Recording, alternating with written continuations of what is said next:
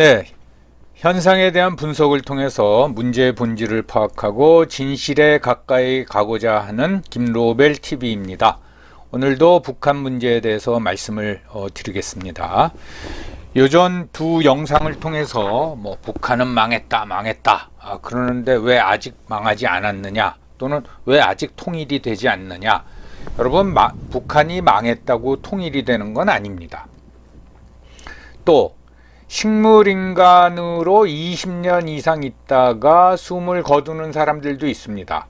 그러니까 비틀거리면서 20년 갈 수 있다라는 거죠. 또 북한에 대해서 이렇게 여러 차례 영상을 만드는 이유가 뭐냐 하면은 현 정권의 정책이 남한과 북한 모두에 해악을 끼치고 있습니다. 이 현 정권의 대북 정책은 일방적인 착각 속에서 이제는 중국과 미국에도 큰 부담이 되고 있습니다. 도대체 왜 이러는지 저는 이해할 수가 없습니다. 그러면 북한은 이제 그 식물인간 상태의 국가인데, 그러면 우리 입장에서 북한을 어떻게 다뤄야 하느냐, 취급해야 하는가, 그거에 대해서 말씀드리고자 합니다. 첫째는 철저한 상호주의 원칙입니다. 이건 지난 그 90년대 말 햇볕 정책이 나왔을 적에도 이런 문제를 많이 제기를 했습니다. 그 다음에 경청과 무시 정책입니다. 귀는 기울이지만 그 말에 현혹돼서는 안 된다라는 얘기죠. 그리고 비핵화와 인권 강조입니다. 요거에 대해서 이제 차차 설명을 드릴 거고요. 절대로 북한하고 관련해서는 겁먹으면 안 됩니다. 우리 일반 국민들도 마찬가지지만 특히 우리나라 집권 엘리트들은 대북 정책을 전개하면서 먼저 북한의 집권 세력, 즉 김정은을 중심으로 하는 거기 최고 엘리트들이 어떤 생각을 할까, 그들의 심기를 먼저 살핀다 이 말이죠. 그럴 필요가 이제는 전혀 없습니다. 그렇다고 북한을 통틀어서 동정할 필요도 없습니다. 마치 우리가 북한보다 훨씬 잘 살고 있기 때문에 우리의 동포들을 못 도와주는 게 무슨 콤플렉스처럼 생각하시는 분들도 있는데, 그럴 필요는 전혀 없습니다. 우리나라는 그 대북 정책 중에 하나가 탈북민 정책이 있습니다. 북한 그 주민이 우리나라에 입국을 하면은 지원 정책이 있습니다. 정착금을 주고 공공임대 아파트를 주고 교육에 특혜를 주고 그런 게 있어요. 근데 거기에는 여러분들 전제가 있습니다. 우리가 일부러 북한 주민들을 구출 작업은 안 하지만 당신들 힘으로 우리나라 영토, 그러니까 외국 공간이라던가 우리나라에 들어와라. 그러면 우리가 국민으로 인정해 주겠다. 그리고 여기 잘 정착할 수 있도록 지원을 해 주겠다. 그게 원칙입니다. 저는 그런 원칙이 전체적인 대북 정책에도 적용돼야 된다고 생각합니다.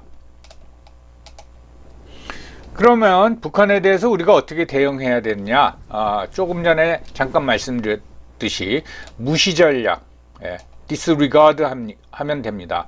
그들이 무슨 얘기를 하던 경청은 하지만 거기에 일희일비할 필요는 없다라는 거죠.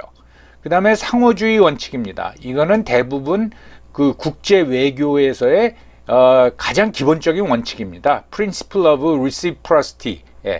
주는 게 있으면 받는 게 있다. 근데 그게 대등해야 된다라는 거죠. 그리고 북한의 정권을 비난할 필요도 없고, 무슨 그런 문제에 대해서 우리가 일희일비할 필요도 없고, 북한의 비핵화, 한반도와 동아시아의 평화를 위해서 북한의 비핵화와 인권 문제만 강조하면 됩니다. 요 세 원칙만 지키면은 우리가 크게 걱정을 할 거 없이 대북 문제를 풀어나갈 수가 있습니다. 여러분 아시겠지만은 북한은 흔히 뭐라고 부르냐면은 루지 스테이트라 그러죠. 불량 국가, 또는 이제 루지하면 불량배죠. 불량배. 한마디로 말해서 깡패 국가라는 겁니다. 왜 깡패라고 부르느냐? 근대 국가가 갖춰야 될 어떤 합리성과 양식이 없다라는 거예요. 이거는 우리가 함부로 상대할 수가 없습니다. 그래서 합리성과 양식, 기본적인 양심이 부재한 국가는 우리가 일희일비할수록 그들한테 말려 들어갑니다. 그러면은 우리도 이상한 국가가 돼버려요. 그래서 이렇게 불량 국가, 깡패 국가인 경우에는 언제 무슨 일이 일어나도 이상한 일이 하나도 아닙니다. 주민들 300만 명을 굶어 죽게 만들면서도 대륙간 탄도탄을 개발하는 거, 그거 굉장히 이상한 일이죠.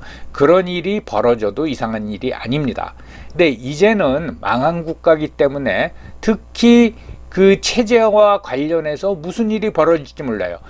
내일 당장 벌어질 수도 있습니다. 무슨 말이냐?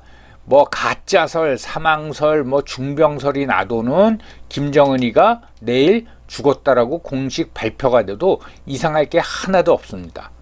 또는 뭐 북한 그 평양을 중심으로 쿠데타가 일어났다. 일부 군부가 반란을 일으켰다.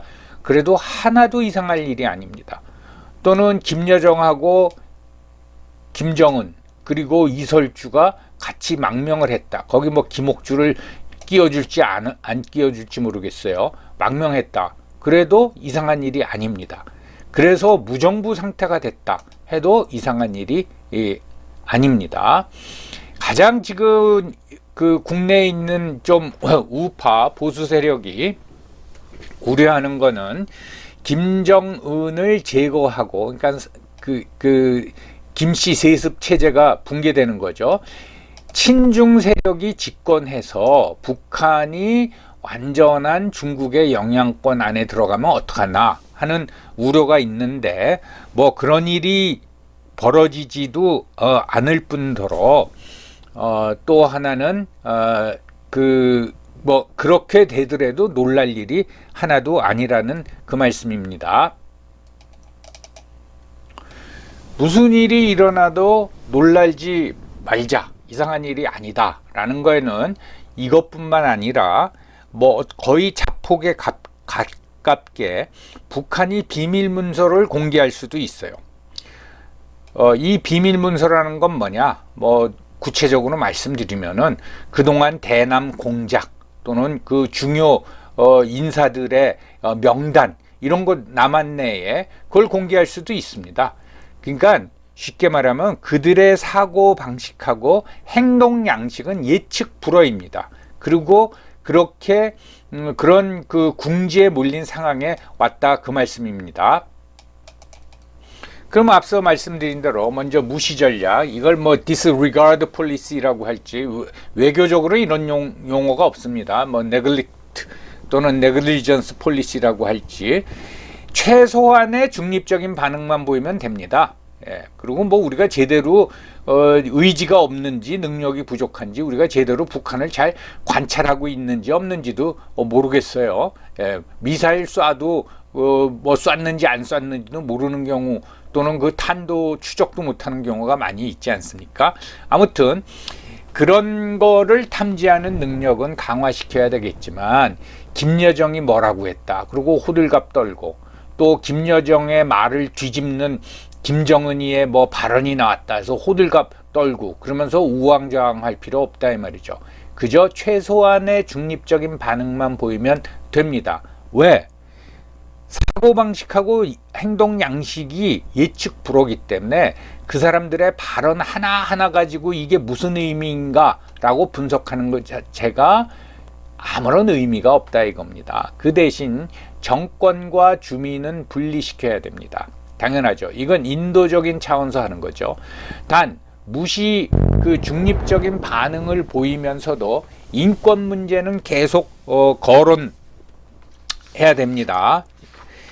이제 이런 얘기를 하면은 어떤 사람은 인권 문제를 건드리면은 뭐 북한의 마지막 자존심을 건드리는 거 아니냐 그러면서 무슨 이건 상대주의, 상호주의가 아니라 상대주의, 상대성을 인정해 줘야 된다 뭐 그런 망언을 한 사람이 있는데, 그러면 북한 집권 세력의 심기 때문에 대량 아사가 발생해도 되고 수용소에 수십만 명의 정치범이 갇혀 있어도 되는 겁니다. 되는 겁니까? 이건 말도 안 되는 얘기입니다. 인권 문제는 계속 거론해야 되는 거죠.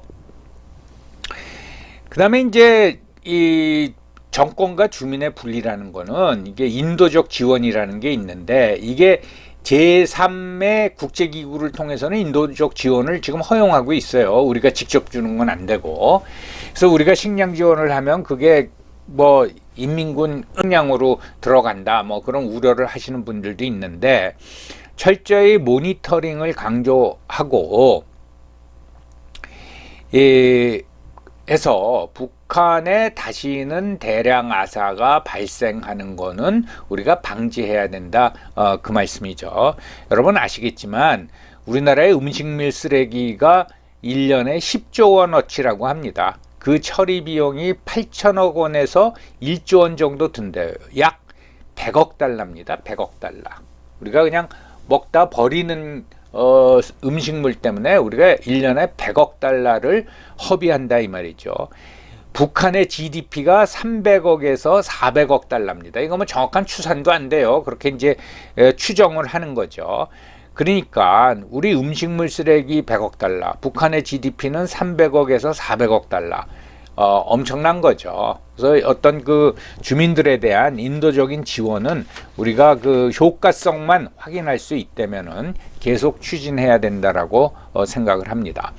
그 다음에 상호주의 원칙입니다. 이게 가장 불만스럽죠. 이게 무슨 뭐 콤플렉스가 있는지, 우리는 이게 뭐 우리 우파 사람들이 주장하는 거를 꼭 빌리는 게 아니라 무조건식 퍼주기예요. 주면 받는 게 있어야 됩니다. 그래야지 그들의 행동 양식을 우리가 예측할 수 있고 제어할 수 있는 거죠.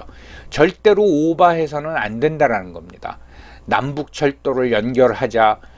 그 연결하는 거 원하지도 않습니다. 북한이. 여러분들 그거 남북철도 연결한다 그러면 우리가 가서 다 해줘야 됩니다.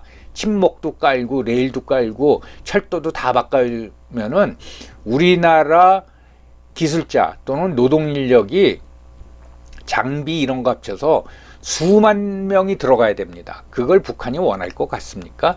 원하지도 않습니다. 괜히 그런 말 해가지고 원하지도 않는 걸 해준다고 그러고, 그렇게 실제로 그게 진행하면 정말 후유증, 북한에 대한 집권 세력 입장에서는 악영향을 많이 미칠 사업을 제한할 필요도 없습니다. 거기서 원한다 그러면 하면 되는 거죠. 그렇죠? 예를 들어서 개성공단의 경우 이제 개성 남북 합영 같이 운영을 하는 공단의 경우 개성에다 설치했는데, 이거를 자 우리가 이 공단을 굉장히 크게 하겠다. 그래서 적어도 10만 명 이상의 인력을 우리가 고용하겠다 하면 왜 꼭 개성공단입니까? DMZ 안에 하자라고 말할 수도 있고, 아니면 파주에다가 하자. 예, 그 대신 우리가 출퇴근은 시켜주겠다. 그런 제안은 얼마든지 할 수 있습니다. 무슨 꼭 개성공단을 강조해야 됩니까? 예, 그 정도의 상호주의 원칙. 저는 DMZ 안에 설치하자라는 제안이 가장 합리적이고 적실성이 있다고 합니다. 서독과 동독의 예를 들겠습니다. 서독과 동독은 2차 세계대전으로 분리가 됐죠. 그런데 여러분 이미 널리 알려져 있지만은 1960년대 아데나워 수상 때 처음으로 서독이 동독의 32만 마르크, 그 당시 32만 마르크가 지금 우리나라의 지금 시점에서 얼마에 해당되는지는 모르겠지만 32만 마르크를 동독에 주고 정치범 8명을 뭐 구출이라 그럴까 데려왔습니다. 1963년도입니다. 이게 계속 지속이 돼서 베를린 장벽이 무너지는 1986년까지 동독에 갇혀있던 정치범 33,755명을 데려왔어요.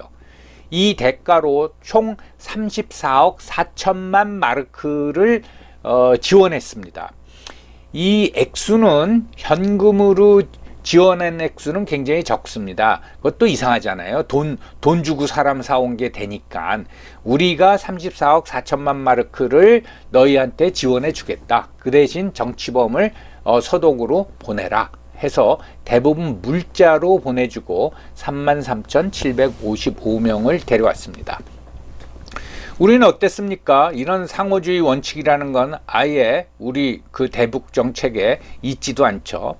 자, 비전향 장기수, 흔히 말하는 비전향 장기수 송환 케이스가 1993년 3월 19일 이인모가 처음입니다. 김영삼 대통령 때죠. 참 재밌는 대통령이었어요. 그리고 2000년 햇볕 정책이 시행되고 나서 2000년 9월에 63명을 송환했어요. 이분들 다 돌아갔어요.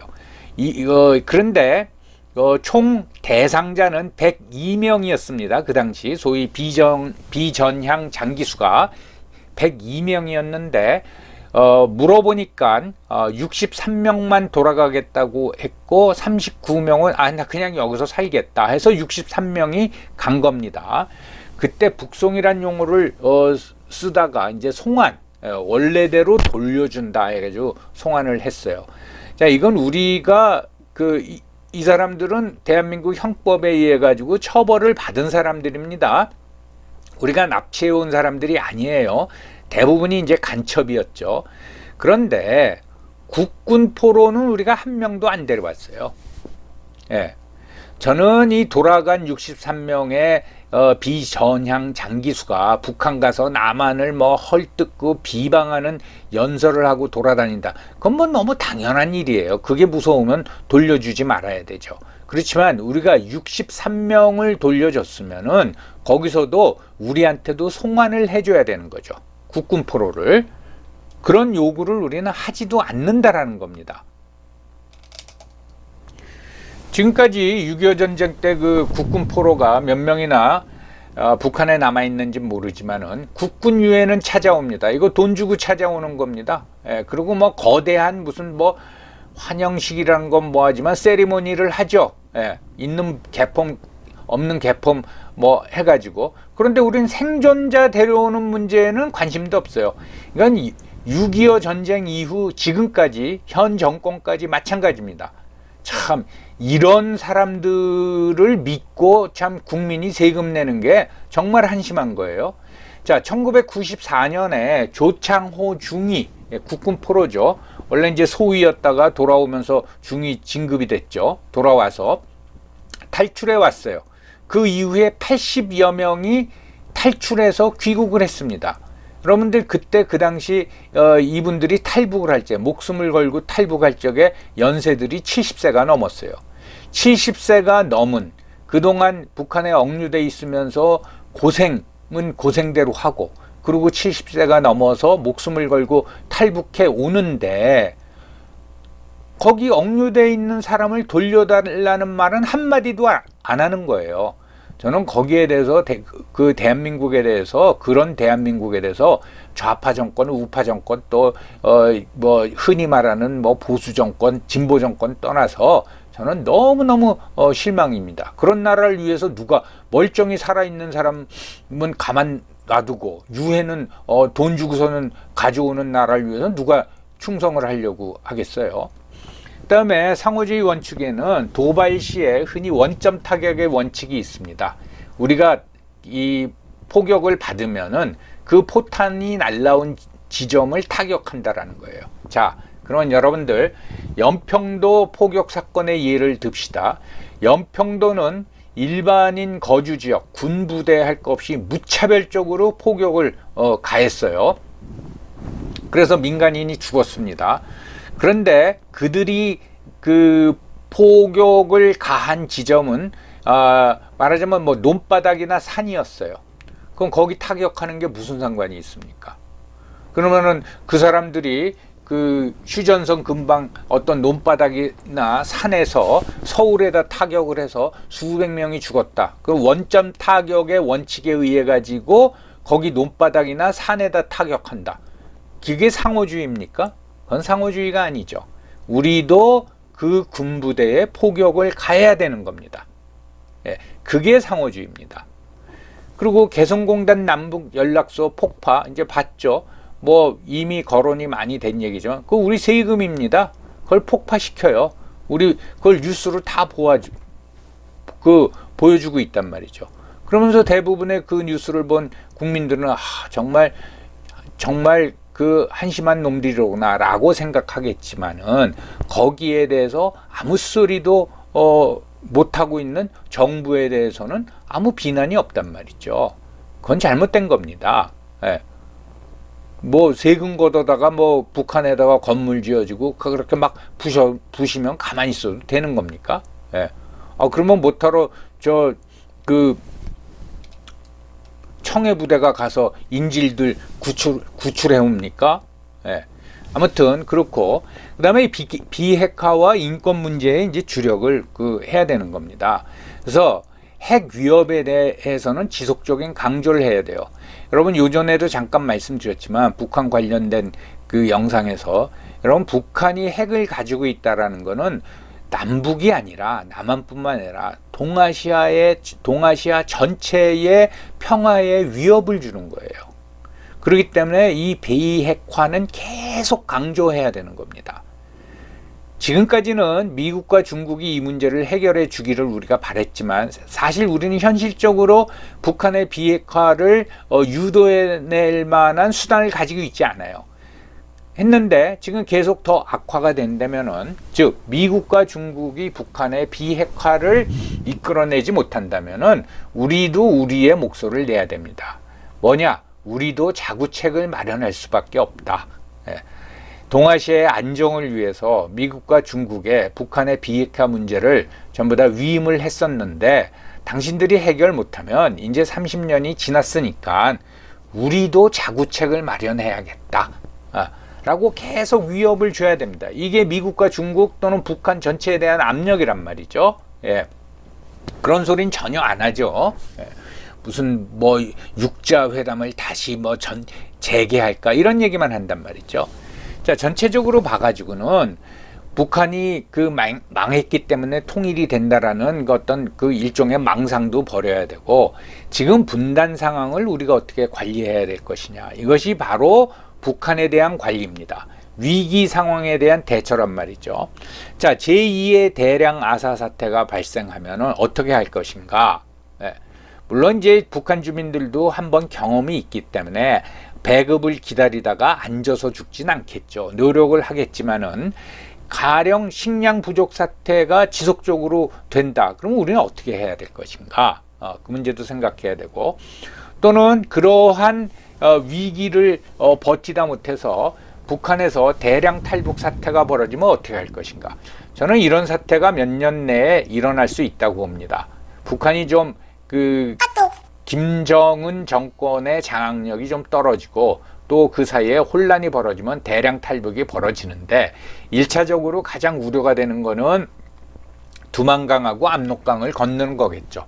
반드시 그렇진 않습니다. 여러분들, 가령 선박을 타고 대량으로 남쪽으로 내려와서, 예, 뭐 휴전선으로는 못 내려오겠죠. 지뢰도 많고 그러니까 내려와 가지고 그냥 뭐 남해안, 동해안, 서해안 할 거 없이 막 상륙하면 어떡할 거냔 말이죠. 그걸 어떻게 통제할 것이냐, 이런 것도 생각해 봐야 되고, 그 다음에 컨틴전시 플랜은 있는가 이겁니다. 예. 그 소위 말하는 급변 사태, 여러 가지 형태의 급변 사태가 발생했을 적에 우리는 뭐를 어떻게 해야 될 것인가? 중국한테는 무슨 협조를 얻어야 될 것인가? 미국한테는 무슨 협조를 얻어야 될 것인가? 또 일본도 마찬가지입니다. 일본으로 탈북하는 사람들도 굉장히 많습니다. 일본에 대해서는 우리가 어떻게 협조를 할 것인가? 그런 컨틴전시 플랜은 있는가? 그 말입니다. 그래도 있겠지. 제가 알기로는 없습니다, 여러분. 그리고 이제 마지막으로 여러분한테 부탁하고 싶은 것은, 평화협정이니 뭐 종전선언이니 뭐 이런 얘기가 이제 많이 나오고, 뭐 현 정권은 그거를 추진하려고 할 겁니다. 그런데 뭐 종전선언이나 평화협정이 그렇게 쉽게 되지도 않을 뿐더러 그게 말로써 의미를 갖는 건 아니고, 아닌 말로 뭐 그런 게 된다고 하더라도 통일하고는 전혀 상관없습니다. 평화하고는 전혀 상관없습니다. 우리 자녀들은 계속 군대 가야 되고 오히려 복무 기간이 더 늘어날 수가 있어요. 이걸 가지고 이제 평화가 오는구나, 무슨 통일이 오는구나, 그거 다 망상입니다. 망상. 예. 하도 그 좀 더 과격하게 말하자면 현 정권의 대북 정책은 뭐 한마디로만 너무 사악합니다. 남한에도 도움을 안 주고 북한에도 도움을 안 주는 거예요. 그래서 북한의 김여정이가 우리나라에 대고 소대가리가 어쩌고 저쩌고 욕을 바가지로 퍼붓는 겁니다. 예. 그리고 이제는 그 미국은 뭐 당연히 이제 부담을 느끼는 거지만 이제는 미국과 중국도 부담을 느끼기 시작했어요. 야, 이 남한 정권 왜 이러느냐? 예. 그래서 하도 답답해서 우리 국민 여러분들, 우리들만이라도 좀 더 사안을 제대로 파악하고 있자라고 해서 오늘 이 말씀을 드린 겁니다. 철저한 상호주의 원칙, 그 다음에 무시정책, 그리고 비핵화와 인권의 강조, 그거와 더불어서 북한에서 겁먹을 것도 없고 또는 무슨 뭐 동정심을 과하게 가질 필요도 없습니다. 오늘 말씀은 여기까지 하겠습니다. 감사합니다.